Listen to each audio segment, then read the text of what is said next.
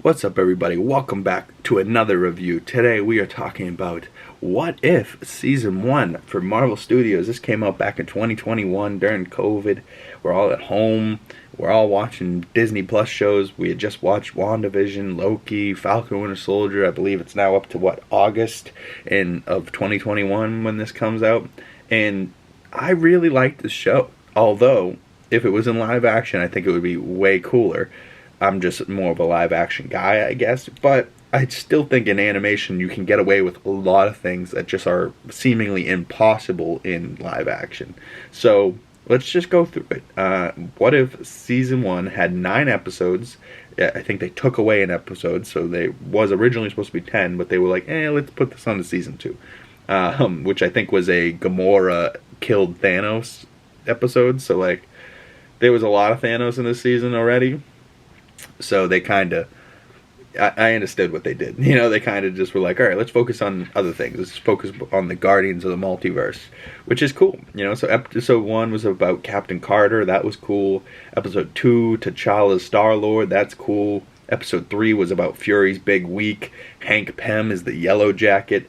That, to me, was mind-blowing. I didn't see that one coming at all. I was like, holy shit, this whole time, the people that were hunting down the Avengers...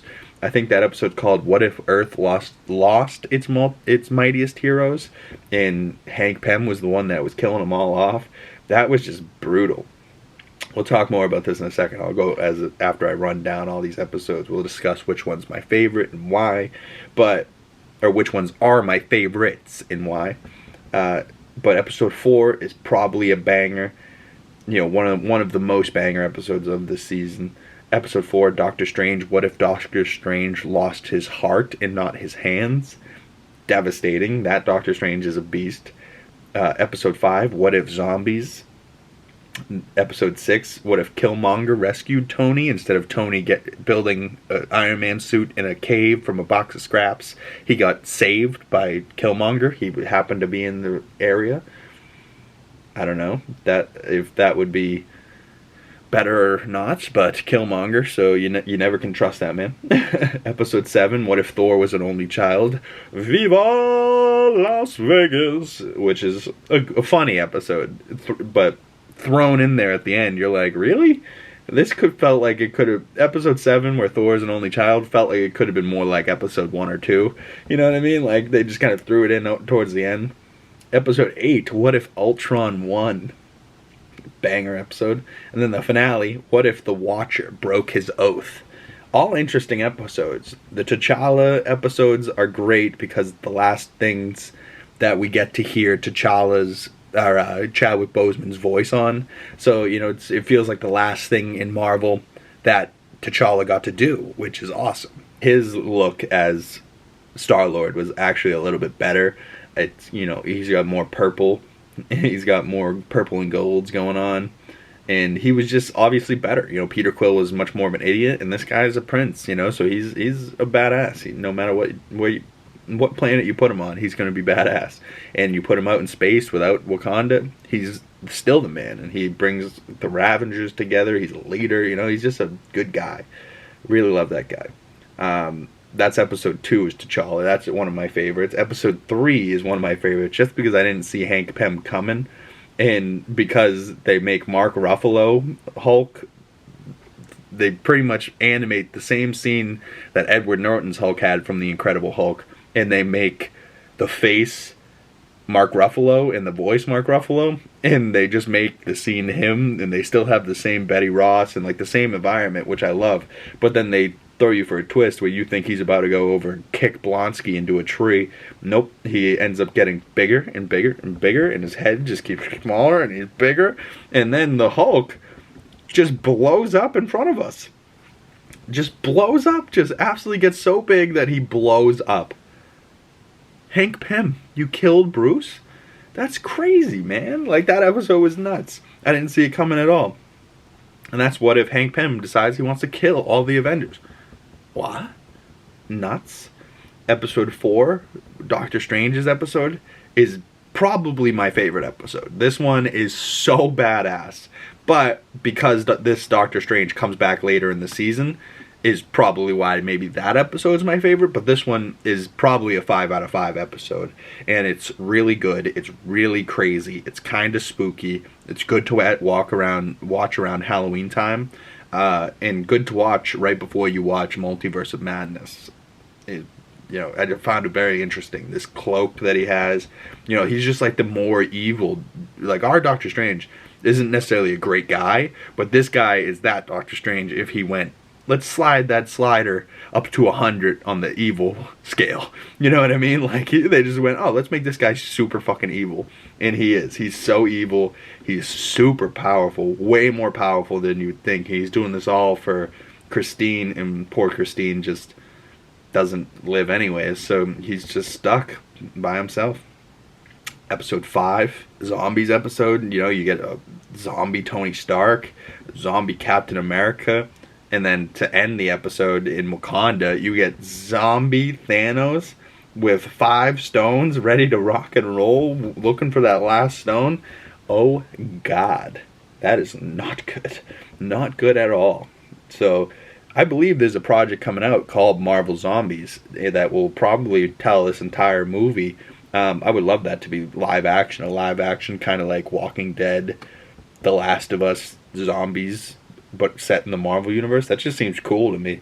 Then the next episode was, what if Ultron won? And I love it when Thanos just walks in,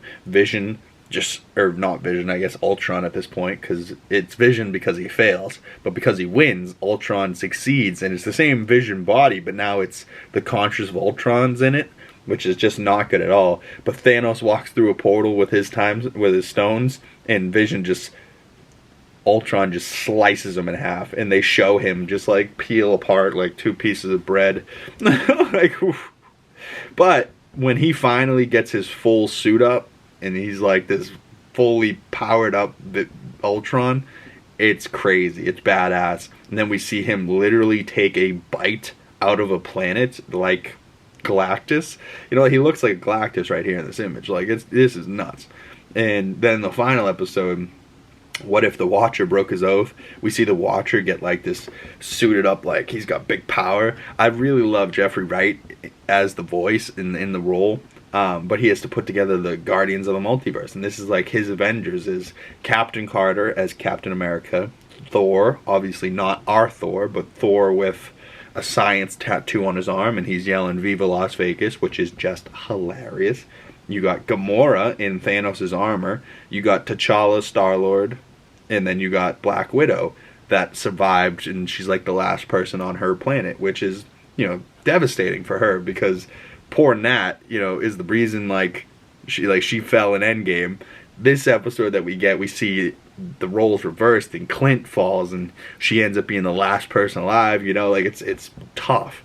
And then they win. They defeat the poor Ultron. They get things separated, and then who comes in to be a badass because he's like, oh, we won. Oh wait. Now you gotta beat me. So Killmonger grabs everything, and he's like, no, now I'm gonna take over, because Killmonger's a piece of shit. And now Killmonger and Ultron start fighting, and Doctor Strange puts them in a prison. And if they keep fighting for eternity, they'll be stuck in this prison. But if they break out, that will be really bad, and they'll destroy the universe. So right now, somewhere in the multiverse, our Doctor Strange is friends with Uatu the Watcher, and not our Doctor Strange, this bad, dark Doctor Strange is in the multiverse just protecting this little orb. And he's just like, yeah, what are friends for? I'll sit here and watch it. So he's just sitting there watching, but he's somewhere out there. So when the Watcher comes to live action, he goes, yeah, I got somebody really powerful that I know that can defeat this guy. He's going to go and get this dark Doctor Strange. And the powers we see this guy use, like there's a huge explosion, and he just sucks it into a ball, just absorbs it. He releases like 3 giant kaiju dragons out of him. He's a beast. By far the coolest I've ever seen Doctor Strange look, but the most frightening, right? Like, he's so dark, but he's just vicious. You're like, oh my god, Doctor Strange is going to kill everybody. This is insane. So I'm excited for What If Season 2. Whenever that comes out. I thought we would have gotten it by now, but that's coming around the corner. But overall, I give this whole series probably a 3.5 to to a 4 out of 5, so like a 7 or 8 out of 10. I think it's really good, but there are a couple episodes that I would give that 5 out of 5 stars, and there's a couple that I would give, 3 out of 5 stars. So right in the middle, the median's probably about a 7 or 8 out of 10. So I'll give it the 4 out of 5. I'll give it an 8 out of 10. I think it's pretty good. I think what would really push it over the edge is if it was in live action, but hey, beggars can't be choosers. We get what we get. We don't get upset. You know what I'm saying? So stay tuned for the next video. We're going to be talking and breaking down my favorite episode from WandaVision. What is your favorite episode from What If Season 1? Is it Doctor Strange's episode? Is it the finale? Comment below. I'd love to know. Hit me up on my other social medias and the links down in the description below. Hit me up on Letterboxd. Email me if you want to ask me any questions, comicallyboston@gmail.com, and I will see you beautiful people in the next video. Peace.